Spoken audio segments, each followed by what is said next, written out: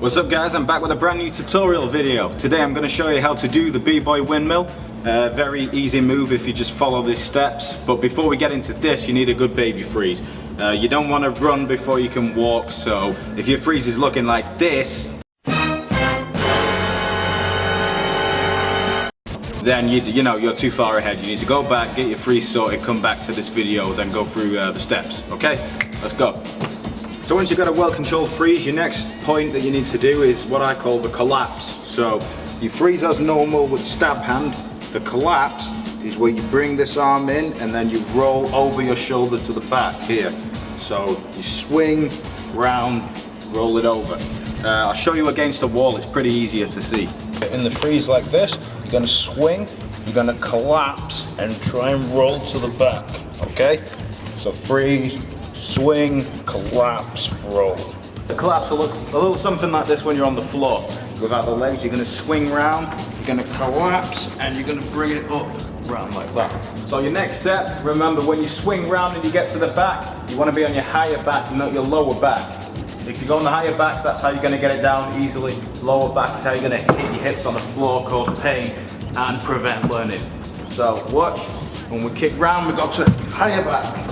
So with the higher back, as you can see, you're like this, up here high. See this gap? This gap right here is what you're after. Okay, so once you've gone through the baby freeze, the collapse motion, and where you need to be on your back, you need to put them all three together. So the order you do it, you're going to swing with your kicking leg, then you're going to collapse from the baby freeze, roll over to the upper back, and then lift your legs up to spin on the higher back. So that's swing, collapse, back, okay? Another common mistake people make is they stay on the back too long and you end up in like a back spin or something like that. Nah, you gotta do like a quarter of a turn. So you're kicking, swinging back, you're just doing a quarter, yeah? Just a quarter spin. Get into the windmill by going high and then swinging low to get that good speed. So from the freeze you go, bring your swing leg up and swing it through, all the way through. Up, through. Okay, so once you've done the quarter turn from the spin, you'll end up in a position like so. So you'll have one leg down and your swinging leg up. Then you want to do the reverse collapse that we did. Now you want to use this arm to get up and your head as well. So get up and you get that hand back into the freeze, okay? So you swing, try and get back into the freeze.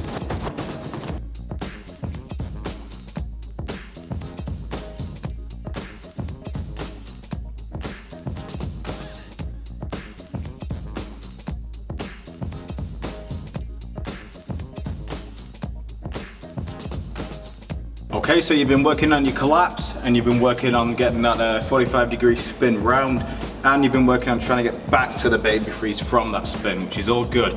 This is probably the biggest learning curve and this will take the longest amount of time. I think it took me about a month, maybe 2 months to get this, but you know, once you get into the habit of getting back into the freeze, swinging round, back into that freeze, you'll have the windmill down in no time. It's just a matter of speed then and momentum that will carry you.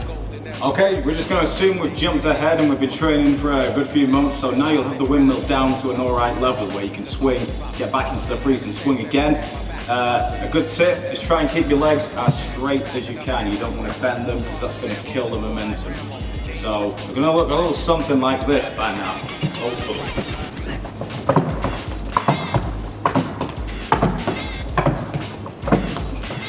Okay, so we've got the windmill down alright with the stab hand, which is good.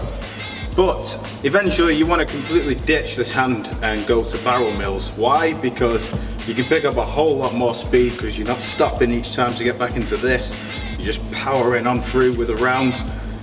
Very easy, to be honest. Once you've got this down to a T and you can do a good few, it becomes a case of keeping your head on the floor. You're going to roll round the whole of your head on the floor for the mill without the hands. And this is going to change to like this kind of motion, just like you're hugging something, like you're hugging a big barrel. You got to keep this strong, see, because you're going to be spinning on this as well as this. So maybe do the first windmill as normal, maybe the first 2 or first 3, then ditch this and try and get to this motion and spinning on your head as well. Again, it takes time and practice, but once you got it down to a T, you'll know your momentum, you'll know your speed, and you'll know what works best for you. So hopefully you'll get it looking something like this.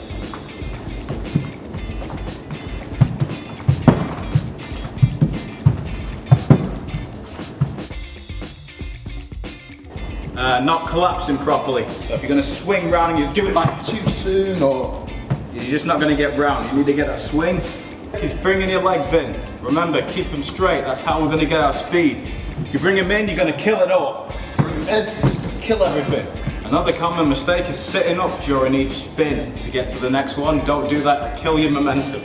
So by that I mean this, you swing and you sit up to try and go to number 2. This is what happens. Okay, so that's pretty much it. Once you got it, you just practice it all the time, you'll get the speed faster. Another thing you might want to try and look at is different kind of materials spin better on different floor. I've got here like a B-Boy Spot mop neck, which is friggin' awesome, especially on like wooden varnish floor. You will fly in one of these. Another thing that's good is woolly jumpers, really good. I'll just play around, practice, see what's good.